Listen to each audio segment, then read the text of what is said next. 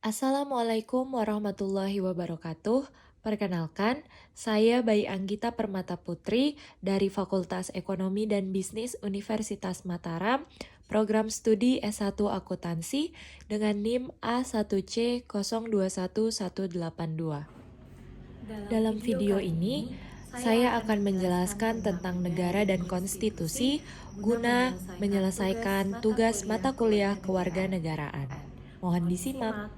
Bagi suatu negara modern, keberadaan konstitusi mutlak diperlukan untuk membatasi wewenang penguasa, untuk menjamin hak rakyat, mengatur jalannya pemerintahan, mengatur organisasi negara, merumuskan pelaksanaan kekuasaan yang berdaulat. Konstitusi dalam negara adalah sebuah norma sistem politik dan hukum pembentukan pada pemerintahan negara, biasanya dikodifikasikan sebagai dokumen tertulis dalam suatu bentuk negara konstitusi, memuat aturan dan prinsip-prinsip dasar politik, prinsip-prinsip dasar hukum, prosedur wewenang dan kewajiban pemerintahan pada umumnya. Undang-Undang Dasar merupakan bagian tertulis dari konstitusi, sedangkan konstitusi memegang atau memuat baik hukum dasar tertulis maupun tidak tertulis. Untuk memahami pengertian hukum konstitusi, haruslah bisa dipahami terlebih dahulu tentang negara itu sendiri. Pengertian negara. Negara merupakan salah satu bentuk organisasi yang ada dalam kehidupan masyarakat. Pada prinsipnya, setiap negara, masyarakat menjadi anggota dari suatu negara dan harus tunduk pada kekuasaan negara melalui kehidupan bernegara dengan pemerintah yang ada di dalamnya. Masyarakat ingin mewujudkan tujuan-tujuan tertentu seperti terwujudnya ketentraman, ketertiban, dan kesejahteraan masyarakat. Teori terjadinya negara. Yang pertama, teori teokrasi. Menurut teori ini, negara berdasarkan kehendak Tuhan. Paham ini muncul bahwa keyakinan keagamaan bahwa Tuhanlah Maha Pencipta langit dan bumi, pemegang kekuasaan tertinggi, tiada kekuasaan di dunia ini yang tidak berasal dari Tuhan. Organik.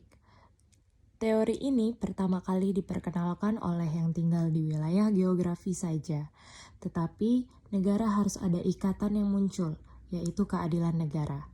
Muncul karena adanya kebutuhan yang sangat banyak dan beragam. Yang ketiga, teori perjanjian. Teori perjanjian masyarakat memandang terjadinya suatu negara karena adanya perjanjian masyarakat. Yang keempat, teori kekuasaan. Menurut teori kekuasaan, siapa yang berkemampuan untuk memiliki kekuasaan atau berhasil mencapai kekuasaan selayaknya memegang puncak pemerintahan.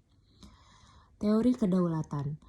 Teori kedaulatan rakyat memandang keberadaan negara karena adanya kekuasaan tertinggi yang mampu mengatur kehidupan bersama masyarakat atau negara. Unsur-unsur negara. Unsur-unsur negara dibedakan menjadi dua, yaitu unsur deklaratif dan unsur konstitutif. Unsur deklaratif merupakan pengakuan dari negara lain yang berupa 1. Pengakuan de facto. Pengakuan menurut pernyataan bahwa suatu negara telah berdiri, menjelaskan dan menjalankan kekuasaan sebagaimana negara berdaulat lainnya. Yang kedua, pengakuan de jure. Pengakuan secara hukum bahwa suatu negara telah berdiri dan diakui kedaulatannya berdasarkan hukum internasional. Selanjutnya, unsur konstitutif yang terdiri dari rakyat.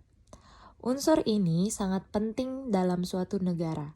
Oleh karena itu, manusia hanya sebagai individu dan anggota masyarakat yang pertama-tama berkepentingan agar organisasi negara berjalan dengan baik. Merekalah yang kemudian menentukan dalam tahap perkembangan selanjutnya. Yang kedua adalah wilayah. Tidak mungkin tidak ada negara tanpa suatu wilayah. Di samping pentingnya unsur wilayah dengan batas-batas yang jelas, penting pula keadaan khusus wilayah yang bersangkutan. Artinya, apakah layak suatu wilayah itu termasuk suatu negara tertentu atau sebaliknya, dipecah menjadi wilayah berbagai negara. Yang terakhir, pemerintahan. Ciri khusus dari pemerintahan dalam negara adalah pemerintahan yang memiliki kekuasaan atas semua anggota masyarakat yang merupakan penduduk suatu negara dan berada dalam wilayah negara. Selanjutnya adalah pengertian konstitusi. Kata konstitusi berarti pembentukan, berasal dari kata kerja dalam bahasa Perancis yaitu constituer, atau membentuk.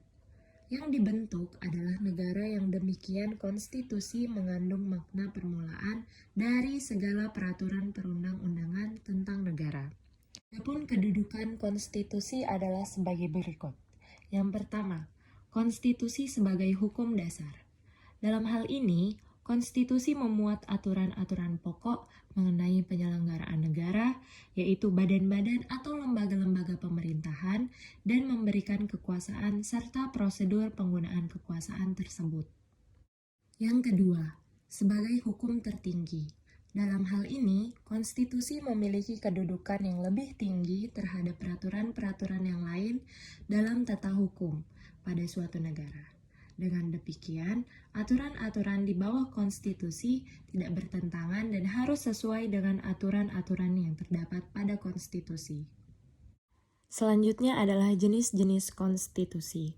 Konstitusi dibedakan menjadi dua jenis. Yang pertama yaitu konstitusi tertulis, yaitu naskah yang menjabarkan kerangka atau tugas-tugas pokok dari badan-badan pemerintahan serta pembentukan cara kerja dari badan-badan pemerintahan tersebut. Konstitusi tertulis ini dikenal dengan sebutan Undang-Undang Dasar. Yang kedua, konstitusi tidak tertulis merupakan aturan-aturan yang tidak tertulis yang ada dan dipelihara dalam praktik penyelenggaraan negara di suatu negara. Konstitusi tidak tertulis ini dikenal dengan sebutan konvensi. Selanjutnya ada sifat konstitusi. Menurut pendapat C.F. Strong, suatu konstitusi dapat dibedakan menjadi dua, yaitu konstitusi yang bersifat kaku atau rigid, yang hanya dapat diubah melalui prosedur yang berbeda dengan prosedur yang membuat undang-undang pada negara yang bersangkutan. Yang kedua adalah konstitusi yang bersifat supel atau fleksibel. Sifat supel di sini diartikan bahwa konstitusi dapat diubah melalui prosedur yang sama dengan prosedur yang membuat undang-undang pada negara yang bersangkutan. Selanjutnya, tujuan konstitusi. Pada umumnya, konstitusi mempunyai tujuan untuk membatasi kekuasaan penyelenggaraan negara agar tidak dapat berbuat sewenang-wenang serta dapat menjamin hak-hak warga negara. Tujuan konstitusi ini merupakan suatu gagasan yang dinamakan konstitusionalisme. Yang terakhir, ada fungsi konstitusi. Fungsi konstitusi bagi suatu negara adalah sebagai berikut.